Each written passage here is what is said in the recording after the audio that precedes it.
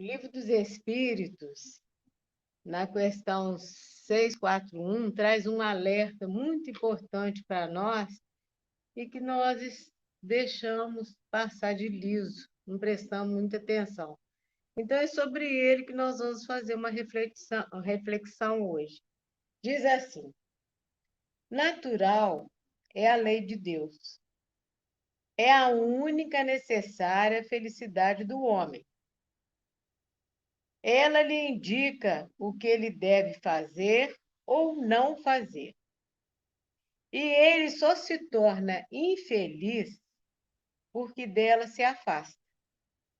Ela é eterna, imutável, está gravada, escrita na consciência de cada um. E nós nos afastamos, começamos a viver no normal, aceitar coisas que não dizem como natural, que é a lei de Deus, mas aquilo foi sendo sugerido vagarosamente, nós fomos adotando na nossa vida e passamos a viver no normal. E dizem os especialistas que nós vamos ter um novo normal. Ou será que chegou o momento da gente retornar a prestar atenção no natural, na lei de Deus que torna todo indivíduo mais feliz? Mas como é que isso vai poder acontecer? Então, desde que a gente ouve falar na filosofia, desde Sócrates, que eu conheço é desde Sócrates, ele está sempre incentivando: conhece-te a ti mesmo e conhecerás o universo e os deuses. O que isso quer dizer? Sócrates, o falecimento dele foi no ano 399 antes de Cristo. Olha quantos chamados nós estamos tendo para esse autoconhecimento. Mas passamos a viver no normal. Escolhem a nossa roupa, escolhem o nosso modelo de carro, somos incentivados a trocar de celular todo ano. Isso não é natural, isso é normal. E passamos a trazer essas coisas para a nossa vida, nos distanciando daquilo que é natural e nos faz felizes. Então, quantas vezes a gente ouvia a pessoa reclamar que não tinha tempo de ficar em casa, não tinha tempo de almoçar. Almoçava, nem lembrava aquilo que tinha almoçado. Tomava banho, nem sabia direito o que tinha acontecido no banho, porque não estava presente na sua vida. Era só correr, correr, correr, porque o dia nós temos 24 horas. A agenda de muitas pessoas era para 32. Então, comia um salgadinho na hora do almoço. Eu cheguei a ver pessoas com um aplicativo para lembrar de tomar água. Se você não tem tempo de se cuidar, para que você foi criado? Então, Allan Kardec explica para nós, na Gênesis, capítulo 18, no item 13, o que está nos acontecendo. Porque foi necessária uma parada obrigatória para que nós pensássemos. Chegou um vírus, o Covid-19, e deu uma ordem. Todo mundo é em casa. Mas aí veio outra ordem. Todo mundo no cantinho do pensamento vai se conhecer, se autodescobrir.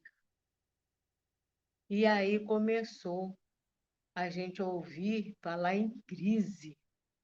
Crise para lá, crise para cá, e todo mundo em crise. E essa oportunidade da gente ter contato com nós mesmos gerou crise também, porque a gente achava que era uma coisa, tinha um eu idealizado. E aí esse eu idealizado começou a se desfacelar e começou a chegar o eu real. E ele não corresponde ao ideal de jeito nenhum. E nós fomos ficando muito assustados. Então, Allan Kardec, na Gênese, conta para nós as mudanças que a Terra passa de tempos em tempos, que é normal. Ele faz assim: de duas maneiras se opera a marcha progressiva da humanidade, a mudança, né? Uma é gradual, lenta, imperceptível, e se a gente considerar as épocas consecutivas, elas vão traduzir sucessivas melhoras nos costumes, nas leis, nos usos, mas só com essa continuidade é que a gente vai percebendo.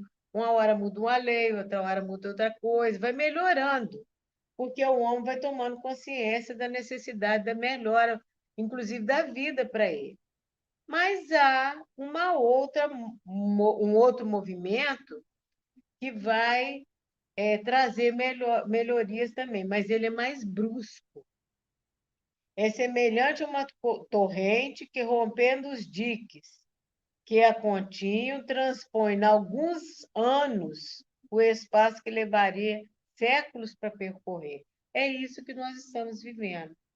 Então, foi nos dada a oportunidade do avanço, do progresso, mas de uma forma incomodativa, tirando todo mundo da zona do conforto, tirando todo mundo daquela correria, do não estar consigo mesmo, do não estar com a família, viver sempre correndo.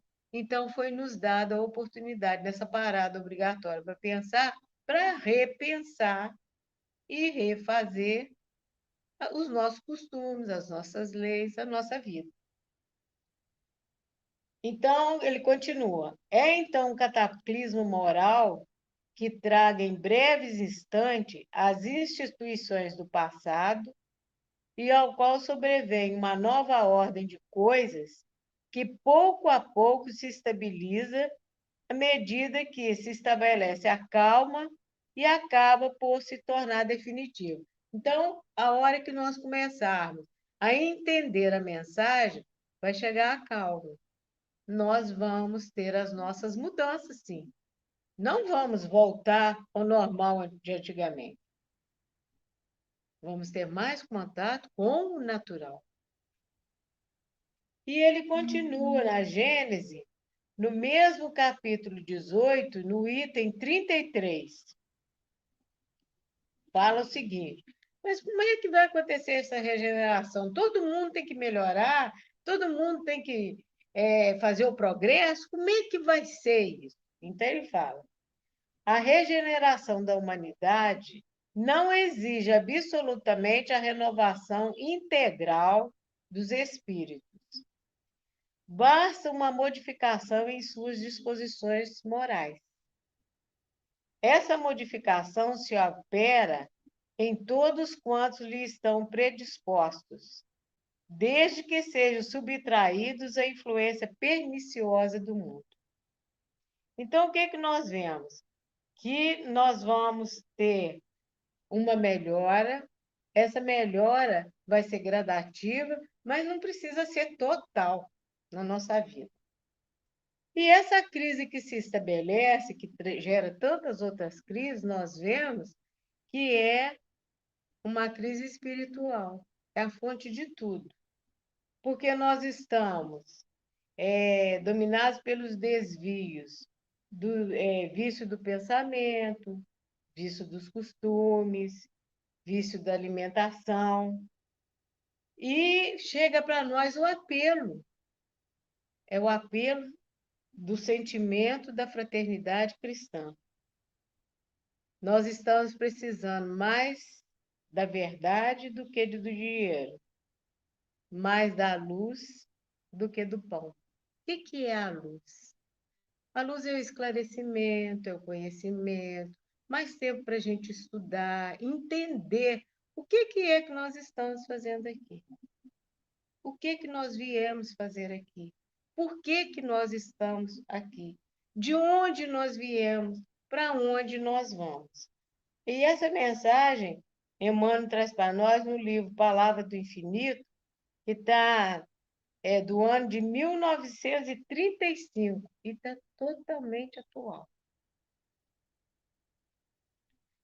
E essa crise um tempo depois, ele traz para nós alguns passos para que nós possamos vencê-la.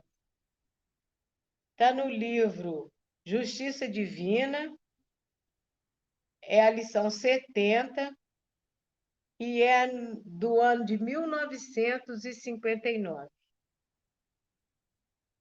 E diz assim: na hora da crise, emudece os lábios. Quer dizer, faça silêncio, interiorize e ouve as vozes que falam inarticuladas no imo de ti mesmo. Ouve a tua consciência. A lei de Deus está gravada ali. Ouve o que ela está te contando. Perceberás distintamente o conflito. É o passado que teima em ficar e o presente que anseia pelo futuro. Então, é um cabo de guerra. Um puxa para um lado, outro puxa para o outro. Qual vai vencer?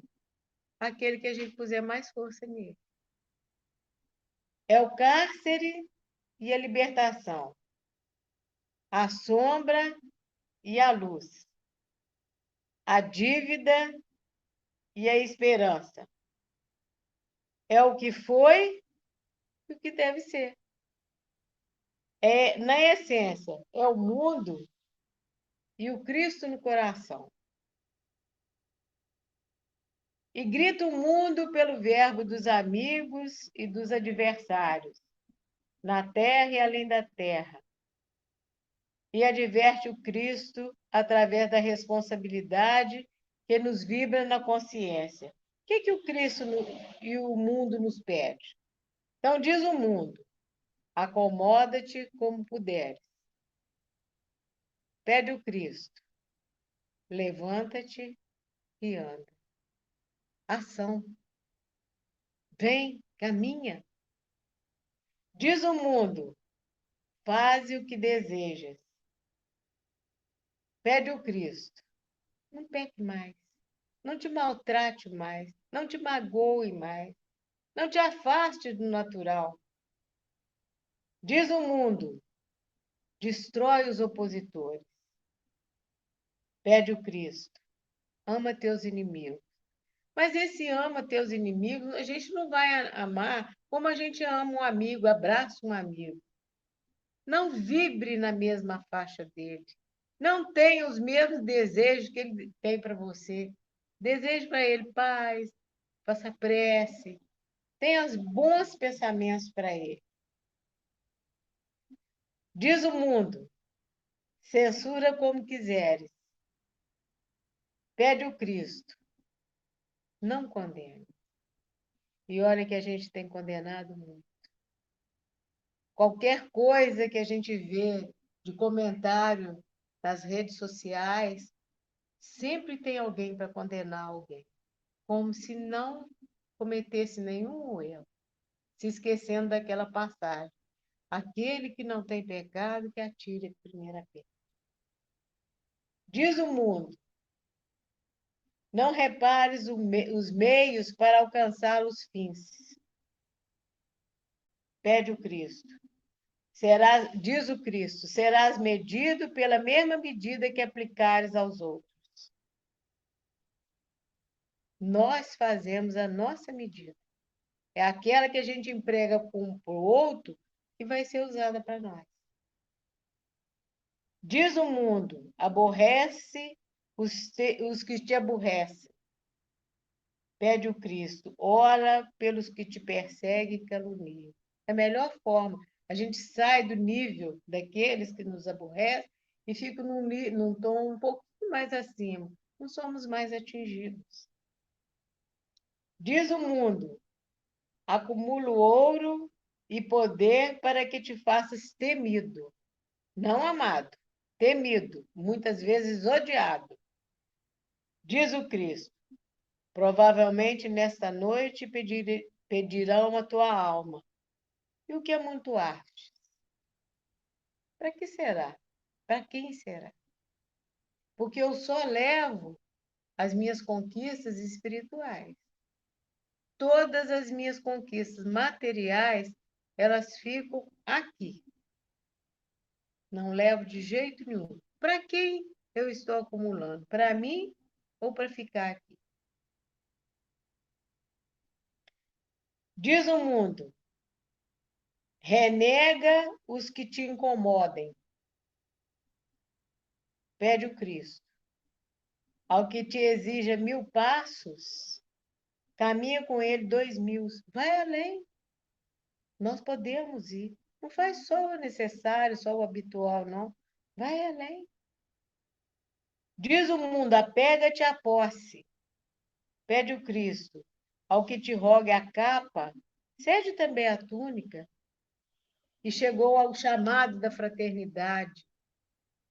Chegou a tomada de consciência que nós não vivemos sozinhos, não somos ilha. Precisamos ser mais fraternos. Precisamos ter mais empatia com os outros, principalmente aqueles que são bem diferentes. Diz o mundo, fere a quem te fere. Pede o Cristo, perdoa sempre. Diz o mundo, descansa e goza. Pede o Cristo, avança enquanto tem luz, enquanto podes, enquanto entendes. E quantas vezes a gente fica parado esperando uma nova oportunidade? Quantas vezes a gente ouve falar, vou deixar para outra encarnação? Quando será? Então, estamos tendo essa oportunidade e saibamos aproveitar. Allan Kardec, em O Livro dos Espíritos, na questão 789, vem falando para nós. Quando todos os povos estiverem no mesmo nível, no tocante ao sentimento do bem, a Terra será ponto de reunião exclusivamente de bons espíritos que viverão fraternamente unidos. Os maus, sentindo-se aí repelidos e deslocados, irão procurar em mundos inferiores o meio que lhes convém, até que sejam dignos de voltar ao nosso, então transformado. Na questão 917, ele continua. Lá na observação, aquelas letras miudinhas, onde ele coloca observação, lá no Livro dos Espíritos. O homem deseja ser feliz, e natural é o sentimento que dá origem a esse desejo. Por isso é que trabalha incessantemente para melhorar a sua posição na Terra, que pesquisa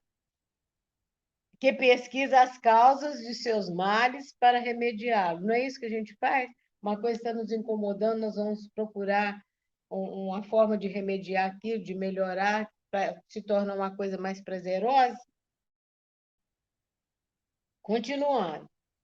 Quando compreender bem que no egoísmo reside uma dessas causas, a que gera o orgulho, a ambição, a cupidez, a inveja, o ódio, o ciúme, que a cada momento o magoam, a que perturba todas as relações sociais e provoca as dissensões, que aniquila a confiança, a que obriga a se manter constantemente na defensiva contra o seu vizinho, enfim, a que do amigo faz inimigo, ele compreenderá também que esse vício é incompatível com a sua felicidade e podemos mesmo acrescentar com a sua própria segurança.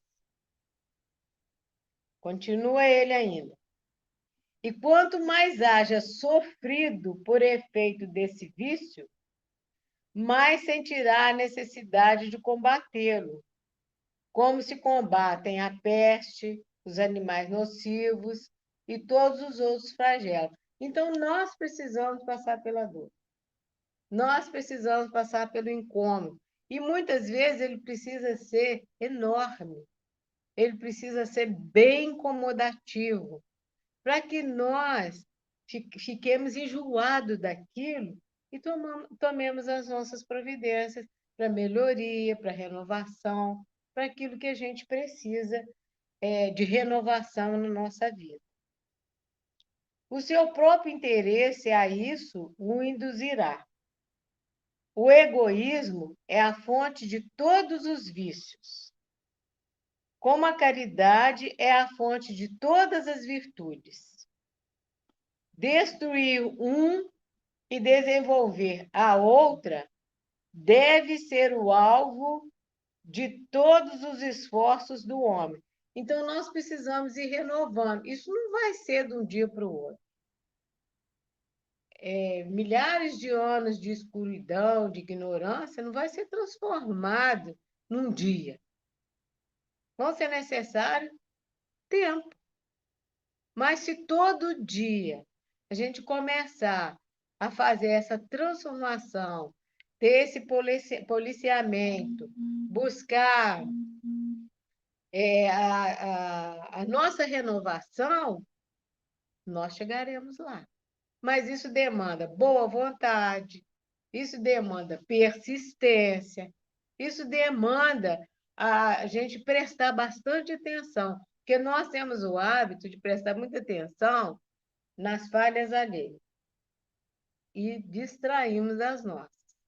Então, precisamos inverter isso, prestar mais atenção nas nossas falhas e deixar o outro, ele vai conseguir também caminhar. Então, é isso que nós estamos precisando. Destruir um e desenvolver a outra deve ser o alvo de todos os esforços do homem, se quiser assegurar a sua felicidade neste mundo, tanto quanto no futuro. Então, aquilo que a gente aprende, aquilo que faz parte da nossa vida, aquilo que a gente adquiriu, a gente não perde mais. Por isso, vai fazer parte da nossa felicidade agora e da nossa felicidade futura. E, para encerrar, vem o chamado de Jesus, vem a fala de Jesus. Ele já nos chamou várias vezes e ele afirma para nós: digo a verdade, eu sou a porta das ovelhas, eu sou o caminho e a vida. Ninguém vai ao Pai se não for por mim. Então, nós precisamos ouvir esse chamado. Nós temos necessidade desse chamado, de atender esse chamado.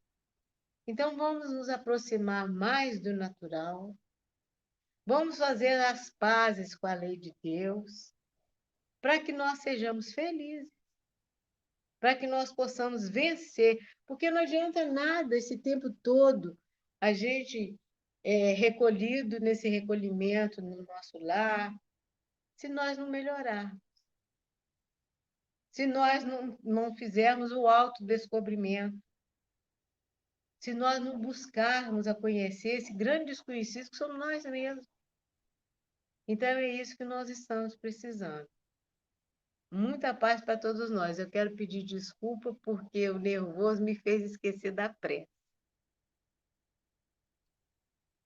Então, nós vamos encerrar fazendo a nossa prece final.